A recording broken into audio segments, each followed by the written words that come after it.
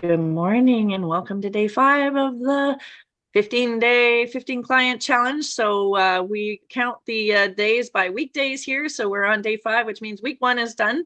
And we've got 2 more weeks of workspace sharing and contact getting and project planning and all sorts of things to do here. So Lorna and Nicola, welcome. Good morning. And for those of you on replay, we've got a couple of improvements that are where we're just talking about. We're going to make sure that the link to the Zoom call here for the challenge is posted inside of your email, so it's a little more accessible, and also make a welcome post inside of the challenge channel inside the business ecosystem community. So we'll do that. Today I had hoped to show you a little bit of the tech for automating comments, but I've had a glitch, so I'm going to have to do that on Monday. But I wanted to, as the first little bit here before we get going, we just have a few minutes left anyways, maybe I can get some feedback from you on what you think would be most valuable as some of the 15-minute tips and work things for the next couple of weeks. Since we're since this is a beta, I'm looking to kind of collect feedback from people who are using the workspace on what would be helpful. I had intended this as a challenge to sit down and work on our client acquisition, contact getting, sales process stuff. But I'm open to, whatever needs done. What would be helpful for you to know or learn, or what would you like tips around in the mornings on those or any other subjects? I think especially as a challenge, it's a good idea to have it as focused as you're doing it. I'm personally using it more as a work accountability group at this point, because there's so many different plates that are spinning. But I think it is really nice to have it as a focus of, okay, devote this hour to client communication, if you will, and initiating those contacts. So having tips around that, encouragement, whatever, sales conversations, openers. Like we had this conversation with Amy the other day of like how she opens up a conversation with people, and I thought that was very, very helpful to be reminded of. Those kind of things I think would be great. And I will, as part of my work this morning, we'll be posting yesterday's. And yesterday what we covered was more along the lines, here's Susan, more along the lines of once you've made the contact, how to kind of navigate the conversations and the difference between, how to do it with, in text on Messenger versus like in person, and moving the levels of kind of authenticity feeling, like whether using video or voice or text, like those sorts of things. So yeah, take a look at that if you can. Hi, Susan. Good morning. I guess it's still morning. Yeah, it's still morning in Ontario. Yes, it is. Actually, it's 11:11. How about that? All right. So we were just talking about things, and maybe I'll get Lorna's feedback now, but we were just talking about things that we might like to see, tips or topics that we might like to see over the next week in the 15 minutes at the beginning front end. That would be helpful for you guys. I've got lots of ideas and I'll have some, but I just wanted to hear from you about what you guys actually need so that it's, something useful and practical and I can build around that. But while you think about that, maybe I'll ask Lorna because she's been listening. The things that are front mind right now are talking about, again, the idea of there are the different kinds of clients, some who have never met us before. So the different levels of interaction, right? The cold, warm, hot metaphor, that type of a thing, because that does make a difference. And I think also, and how to develop them, you mean? I think, just the different kinds of things. And then there's also the piece of, sometimes we're just doing things to connect. Sometimes we're doing things to educate. Sometimes we're doing things to calls to action. So there's just a lot of moving balls, a lot of things spinning, as Nicola says. There's various things of, it's not just, okay, we do one thing. It's not this engine that keeps on going. There's multiple facets to this diamond. So. Right. Well, and the sales coach that I have, who's an 8-figure earner, is very pro focusing your time on revenue generating activities, right? And and I know also you have to build the things for them to have, or and like deliver the things that ones people have already bought, and like there's all sorts of, so figuring out that mix of sales time versus like delivery time, right? And how to balance that. I might put some thought on that as well. What do you think, Susan? What's helpful for you? What would be helpful for you over this next little while, if anything? Yeah, really just, I mean, I know what Lorna's talking about in that whole like warm, the cool, warm, how do we qualify them? Where do we qualify them? Yeah, that whole piece that that your partner shared the other day, having that how to have those conversations, the short one, because I've been learning a little bit more about having the short conversation first and then having a longer one. And somebody took me through that the other day. She's a major sales. That's what she does. She does sales and relationship, which is kind of what I need, but I haven't jumped into that one yet. Yeah. But something that came up yesterday for me was around doing advertising events on Eventbrite and bringing people in through events to expand our like these are like to grow Absolutely. our list. And I've always been taught the other way around, like you talk, you do Facebook, and then so just different customer journeys might be a really great way to look at things. Because I can actually show you the kind of that is actually a tech package that I specifically developed for sales teams around event-based lead generation. Just a second here. Let me call up a site and then I can show you. But the kinds of things that you're talking about definitely is a way to generate leads. So I'm just going to share my screen and show you, not just because then you can see the kinds of tech that can support that. So just to share this screen. Okay, can you see this Done For You Sales Solutions page? Yes. Okay, so basically it's sort of a package of funnels that I developed with various clients, and then I put together as a package and a system for sales teams.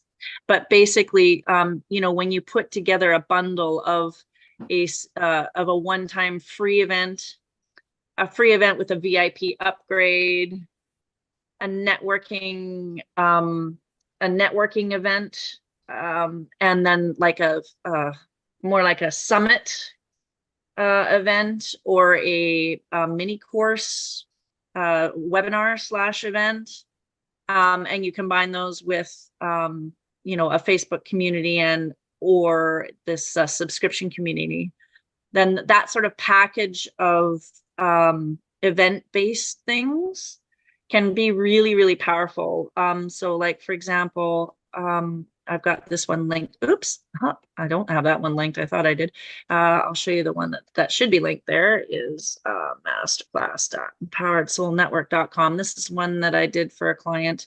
And basically, this can change every time. They have the funnel built and they can just enter a new date and into one place, and it changes it everywhere in the funnel and all the automated emails and everything. And then when you click, you sign in, and that all goes immediately into your contact database. And then there's a sequence of pages. I'm not going to go into the funnel right now, but there's a sequence of pages. Actually, I can go in through the back end. That would be easier. I could just powered soul network. They won't mind if I show you, I don't think. And then I can go sites, funnels, masterclass. Okay, so then basically you have your that page that I just showed you was a landing page, and then you have a VIP. Once they click and enter their information, it moves them to an explainer video page, and that promotes the upgrade to the VIP. And then if they can decide whether or not, and some testimonials and that sort of thing, and they can just the client can decide whether or not they want the VIP. If they don't, they go to a final instructions page, that's designed for people who didn't pay. And then if they do pay, they go to a final instructions page for people who do pay. And then usually if you're doing an event like this, at the end you do a pitch, right, of some sort. So then I also have a page here for that they can drop during the event with their subscription community or their coaching or like whatever they're wanting to do. So yeah, and then when they go to the final page, usually I have it set up so that it redirects people. Okay, hey, thanks for registering. The email automations go out. You don't have to do any of that. And then it talks about things, but then it says, okay, now here's what you do from here. Make sure you join the Facebook group. Make sure you set your calendar reminders, invite people, and so you can give them instructions, kind of like you got for, when you landed in the challenge registration, it gave you, oh, here's your free bonus, here's your other things, right? So you can build the funnel to suit. But yeah, this is just one of the pieces, many types of funnels that can be used in that way that you're talking about. Where did I have it? I think I had it here. Nope. Naturalenertrepreneur.ca business ecosystem technology. Oops, that's not it. I don't remember my own URL. Sorry. Anyway, you get the idea. Oh, there it is. Yeah, so there's different event funnels. So like you can do just a simple free one-time event sign up. You can do the VIP fancy one with multiple steps. You can do I don't know if this one's hooked up properly, maybe not. This is the Tech Guru network that Zach and I do. This is where they come and basically they click here and they book a seat on one of our recurring events. Lorna and I do this for the Body, Mind, and Soul group as well. So that they book a seat on the next one. And if they don't like September, they can, we haven't booked any, but in Body, Mind, and Soul, we have them every 2 weeks. So they can book seats. And we say, okay, 8 people at a time, and we go through and interview them, and it creates a really nice little community, right? So that's the networking kind of event one. And then, yeah, there's like, there's a masterclass kind of one. Yeah. Is that, and it's a tech question, is that calendar? Is that inside Go High Level, or is that Calendly? Yeah, no, yeah, Go High Level has all, you shouldn't need Calendly if you have Go High Level. Yeah, I just haven't transitioned all my stuff, and I know yeah. Okay. Yeah. Okay, I took too long. We're at 20 after. Let's go into what we're doing today. Anyway, I'm sorry. Thank you for the feedback. I will cook on those ideas and come up with some stuff. And I was going to show some tech around how to automate the comments in your Facebook posts so that you collect all the information into your Go High Level, and you can manage the conversations right inside Go High Level on all your platforms. I will try and get that early next week. We can just show you that. Well, Lorna, what are you up to for this hour, or the rest of this hour, this next 40 minutes? I'm going to be looking at what events I want to do. Got my Sept coming up on the 21st, one in October, but I just want to see what's in the midst of that and what other things I want to do. Okay. So a decision. That's and make a decision. Okay, and then Nicola? I think I'm gonna go back, because I've been out of the loop for a while, into some of the Facebook groups and pick 3 to be involved in and be engaged in content, because there's like 5 million of them. that I'm Right? Yeah, no, and joining more, right? And finding out which ones will allow what posts and that sort of things. Yeah, okay, cool. Pick 3 good engaged groups. All right. And Susan. That's what I'm trying to figure out what I should be focusing on next. I have to do my next right steps, I think is the first thing I need to do. Figure what out I next need to steps. do. Yeah, well, they'll let you get ready for next week, right? Yeah, exactly. Yeah, I just got off a call and yeah. So my head's, I just want to share that this process that you have here landed with me. I thought I had a new idea, and I don't know, maybe I could just share that. Is Yeah, that sure. there's space to do that? So the idea that came this morning was, oh, I could do a master class event, advertise it on Eventbrite, create a master class for teachers, coaches, healers who often, will do it, like especially teachers, right? Who do, people who coach, who teach something. And then at the end of the day, they are isolated. They are on their own. They don't have anybody to have feedback for. And I know that this is a really important thing because as a software trainer for decades and as an entrepreneur for a couple of those, I realize this is something that we really struggle with, is the isolation piece. And really, like, I hear about teachers who go in and they even teachers who teach in schools who go in at the end of the day and they have these bitch sessions as opposed to a true decompression session. And I thought, how beautiful would it be to be able to offer something like this on a weekly, like on a daily basis, yeah. do a teaching around one of the empowerment pieces so that people, instead of it being a bitch session, to have it being, like a harvesting and so great. composting, Yeah. and then teaching them skills around, shifting from judgment to, Yeah. discernment, and enhancing their feminine powers, right? So that they Yeah. can feel more confident when they're in that environment. So I thought, like, I could do this. I could just You could totally do this, and you could easily set up a funnel and go high level to do that. Can I ask a quick question? And I do want to get to work, but can I ask a quick question? What advantage would you see to Eventbrite instead of just building an opt-in page and collecting all those contacts directly into your go high level relationship management system? Well, they would still go into there. You would port them in afterwards. Yeah.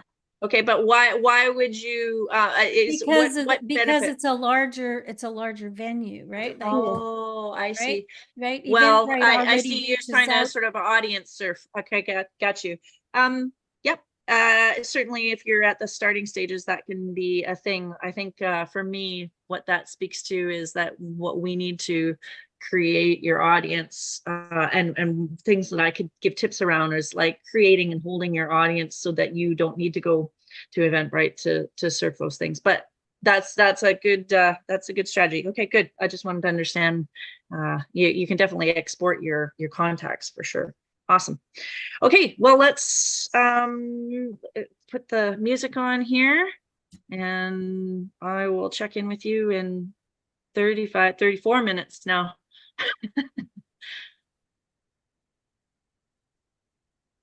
Maybe 30 minutes to give us time to say how it went.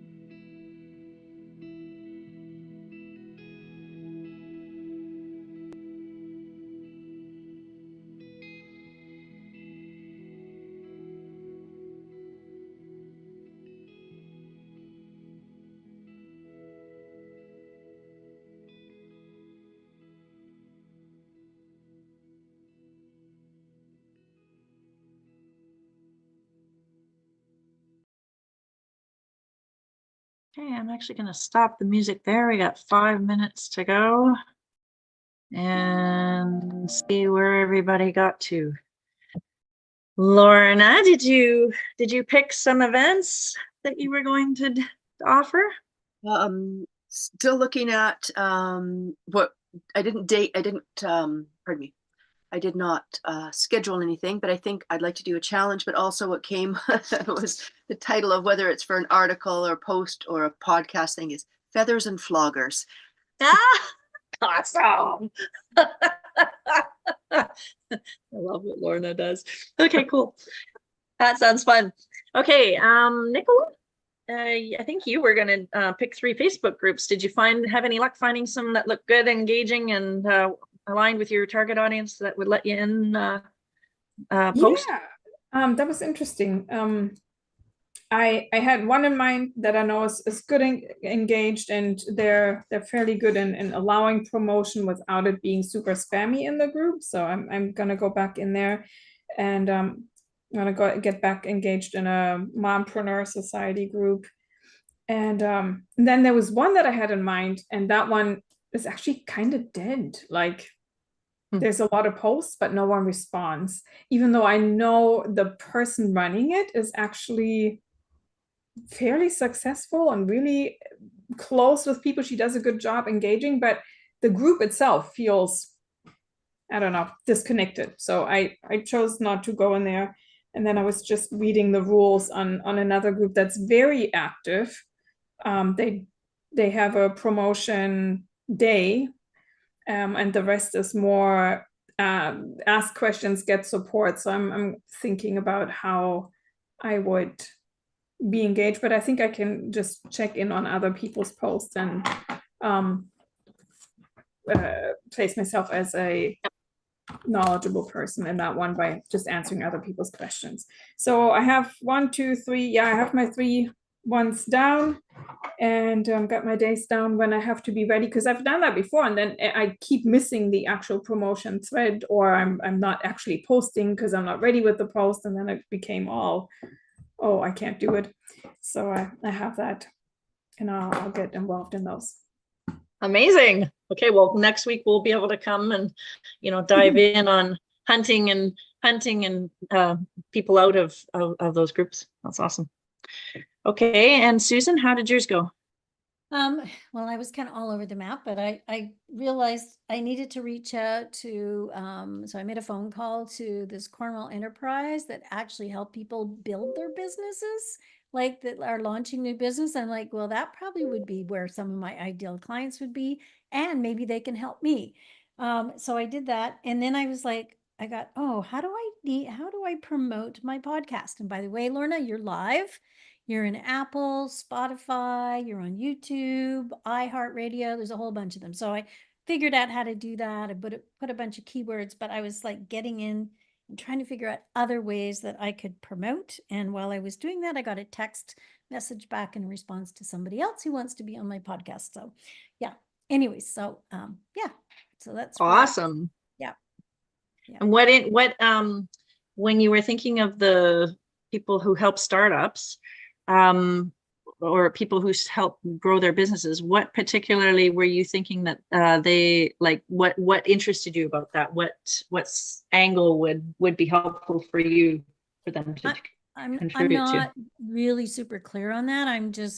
I just kind of feel like that's where a really good place, because what I noticed is that when the work that I'm doing is a lot about the people who are getting the more momentum, or people who are kind of newer on their businesses, right? And that they don't know what all the parts are. And it's really more from an inside out, not from because the other place is going to be very structured and very, like you got to write a business plan, you got to do this, and people get intimidated by that. And so the process that I use is coming from the inside out, helping you stay grounded in your body so that you're not getting overwhelmed in being able to answer those questions. So as you asked me that, I'm just thinking out loud and thank you for that, because I need an audience to pull my